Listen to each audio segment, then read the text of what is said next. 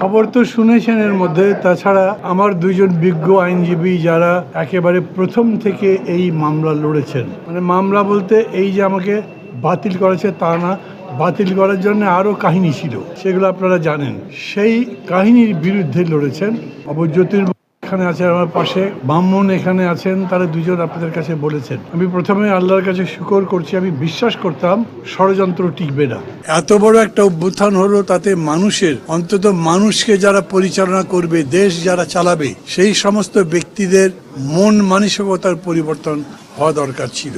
এমনিতে পত্রপত্রিকায় দেখছি যে দল একজনকে মনোনয়ন দিচ্ছে, তার বিরুদ্ধে আরেকজন দাঁড়িয়ে যাচ্ছে এবং নিজেকে জাহির করবার জন্য, প্রতিষ্ঠিত করবার জন্য লড়াইও করছে প্রচন্ড। এরকম হয়েছে অতীতেও, ইতিহাসে আছে। কিন্তু রক্ত দিয়ে, জীবন দিয়ে, বছরের পর বছর ধরে সংগ্রাম করে আমরা যে অধিকারের জন্য বললাম, যা প্রতিষ্ঠার জন্য এত বড় ত্যাগ স্বীকার করলাম, তার উপর দাঁড়িয়ে আবার তাকেই ব্যঙ্গ করছি, এই ধরনের ঘটনায় দুঃখ প্রকাশ করার বিকল্প কিছু নেই।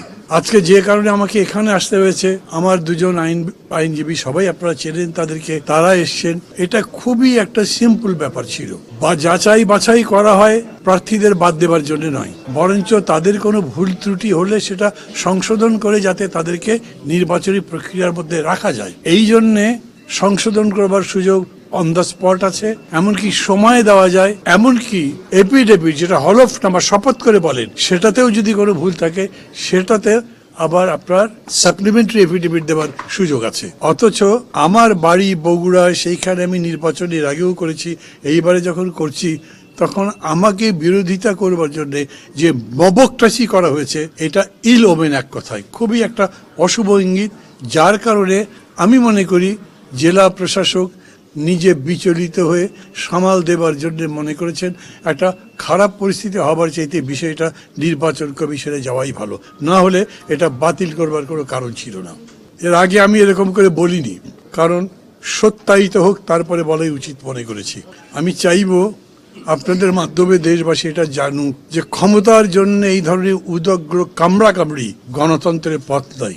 দল আপনি অনেক বড় হতে পারেন, নেতা অনেক বড় হতে পারেন, ব্যক্তি অনেক বড় হতে পারেন, কিন্তু সমগ্রের কাছে ছোট।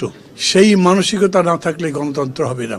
আজকের দিনে আমি আমার দুই আইনজীবীকে যেরকম আমার কৃতজ্ঞতা জানাচ্ছি, সাথে সাথে আমার সংগঠনের নেতাকর্মী যারা আছেন তাদেরকে কৃতজ্ঞতা জানাচ্ছি। আর কৃতজ্ঞতা জানাচ্ছি আপনাদেরকে, কিছু কিছু মিডিয়া যারা সেরকম করে প্রতিষ্ঠিত নয়, তারা লোভে পড়ে অর্থ অন্যান্য উৎকোচের মধ্যে এত অন্যায় রিপোর্ট করেছেন যেগুলোর প্রতিবাদ না করে পারা যায় না। আমি ব্যাংকের কাছে ঋণী ছিলাম, আমি ব্যবসা করছি, থাকতেই পারি। আমি ব্যবসা নিজে করতে পারি বা না পারি সেটা কথা আমার নামে আছে, আমাকে স্বীকার করতে হবে। কিন্তু আমি খেলাপি হয়ে গেছি, অতএব আমার কাছে নোটিশ পাঠানো হয়েছে, যেটা একেবারে মিথ্যা একটা নোটিশ একটা ব্যাংকের ম্যানেজারকে দিয়ে করানো হয়েছিল। এবং কি প্রক্রিয়া করা হয়েছিল সেটা আবার যে ব্যাংক বগুড়ার বড়গোলায় ইসলামী ব্যাংকের ব্রাঞ্চে যোগাযোগ করলে জানবেন। সেই ম্যানেজার ওই চিঠি পাওয়ার পরে আমি হেড অফিস যখন গিয়ে বলেছি, যেখানে আপনাদের হেড অফিসে আমার এটা রিশিডিউল করার আলোচনা চলছে, তখন এই চিঠি কিভাবে আসে? ওটা একটা ঘোরতর অপরাধ ছিল, সেই জন্য সেই ম্যানেজারকে স্ট্যান্ড রিলিজ করা হয়েছে। কিছু মনে করবেন না, এই খবর মিডিয়াতে যায়নি, তাকে শাস্তিমূলক ট্রান্সফার করে স্ট্যান্ড রিলিজ করা হয়েছে। এমন নিচে নেমেছেন আমার বিকল্প প্রার্থী, নাম বলবো না, কারো বিরুদ্ধে বলবার জন্য নয়, পদ্ধতিটা বোঝার জন্য বলি।